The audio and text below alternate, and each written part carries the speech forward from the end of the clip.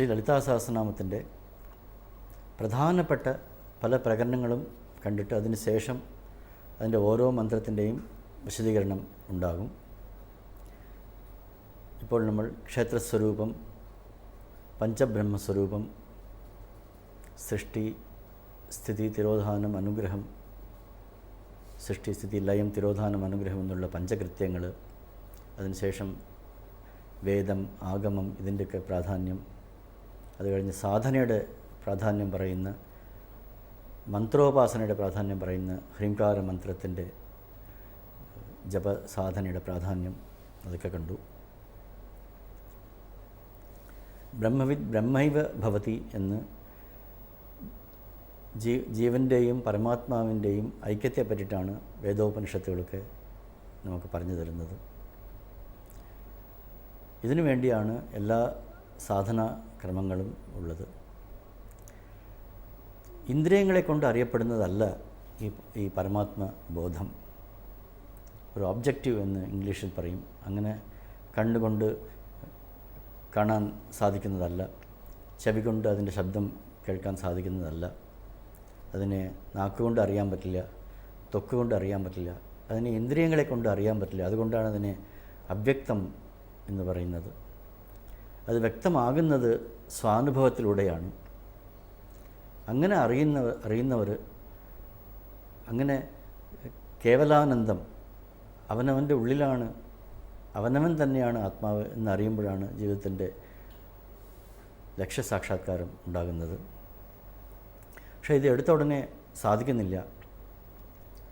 പരമാത്മസ്വരൂപിണിയായ ദേവിയുടെ ഭക്തി കൊണ്ട് ചിത്തശുദ്ധി നേടുന്നു. പിന്നീട് തൻ്റെ ഉള്ളിൽ തന്നെയാണ് ദേവി. അഹമിത്യേവ വിഭാവിയെ മഹേശീം എന്ന് ദേവിയും നമ്മളും ഒന്നാണ് എന്നുള്ള ചിന്തിക്കുന്ന ഒരു ഉപാസനാ ക്രമമാണ് ഈ ശ്രീവിദ്യ ഉപാസന.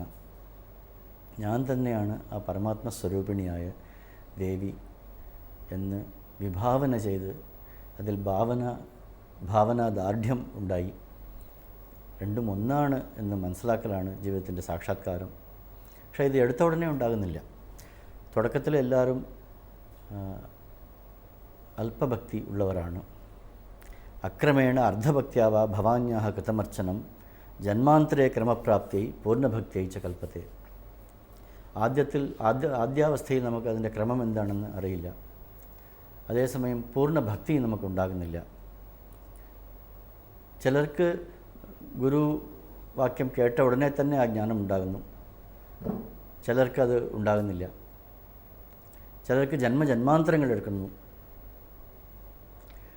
ആ നമ്മുടെ കർമ്മവാസന കൊണ്ടും നമ്മുടെ ചിത്തശുദ്ധി ഇല്ലായ്മ കൊണ്ടും പല ജന്മങ്ങളുടെ സാധന കൊണ്ടാണ് ഈ പൂർണ്ണഭക്തി നമുക്കുണ്ടാകുന്നത്. അതുകൊണ്ട് നമ്മളെ ഈ അല്പഭക്തിയിൽ നിന്നും,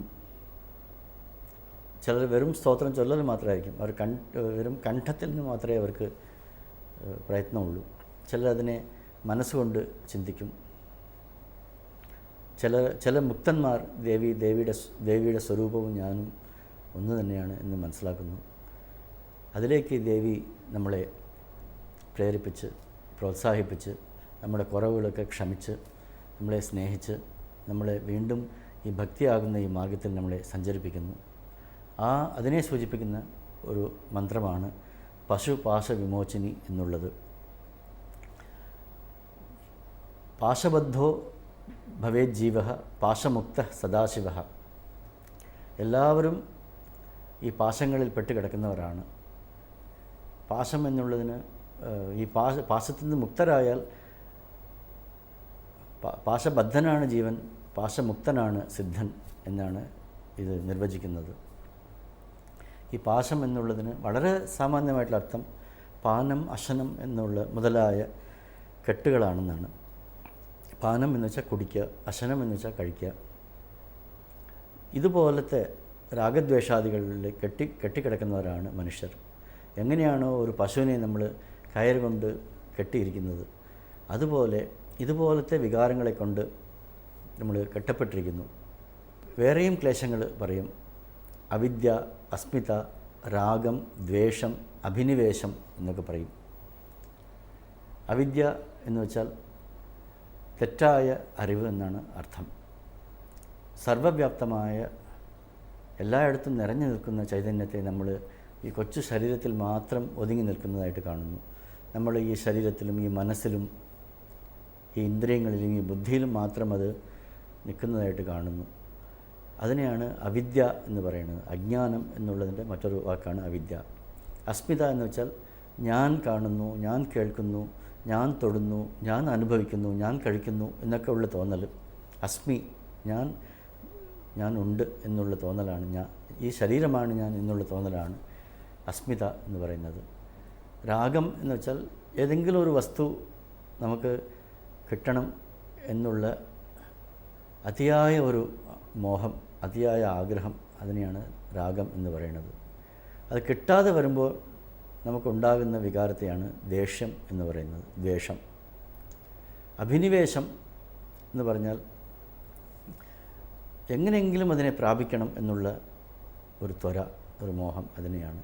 അപ്പോൾ പൊതുവായിട്ട് പാനം, അശനം, അവിദ്യ, അസ്മിത, രാഗം, ദ്വേഷം, അഭിനിവേശം, ഈ 7 വികാരങ്ങളെയാണ് നമ്മൾ പാശം എന്ന് പറയുന്നത്. ഈ വികാരങ്ങളാണ് നമ്മളെ ഈ പ്രപഞ്ചത്തിൽ കെട്ടിയിട്ടിരിക്കുന്നത്. ഒരു മൃഗത്തിനെ ചങ്ങല കൊണ്ട് കെട്ടിയിടുന്നത് പോലെ ഈ ചങ്ങലകൾ അവിദ്യ, അസ്മിത, രാഗം, ദ്വേഷം, അഭിനിവേശം, അവിദ്യ എന്നുള്ള ഈ പാശങ്ങളാണ് നമ്മളെ കെട്ടിയിട്ടിരിക്കുന്നത്. ഈ പാശങ്ങളിൽ നിന്നും മോചിപ്പിക്കുന്നവളാണ് ദേവി എന്നുള്ളതാണ് പശുപാശ വിമോചിനി എന്നുള്ള മന്ത്രത്തിൻ്റെ വളരെ സാമാന്യമായിട്ടുള്ള ഭാവാർത്ഥം. ശ്രീ ലളിതാ സഹസ്രനാമത്തിൻ്റെ ഒരു പരിചയപ്പെടുത്തൽ എന്നുള്ള രീതിയിൽ അതിൻ്റെ പ്രധാനപ്പെട്ട തലക്കെട്ടുകൾ അല്ലെങ്കിൽ പ്രകരണങ്ങൾ, പ്രധാനപ്പെട്ട നാമങ്ങൾ, അതിൻ്റെ വിശദീകരണങ്ങളാണ് നമ്മൾ ഇത്രയും ദിവസം ശ്രമിച്ചുകൊണ്ടിരുന്നത്. ഇനി വരുന്ന ദിവസങ്ങളിൽ അത് തുടരാം.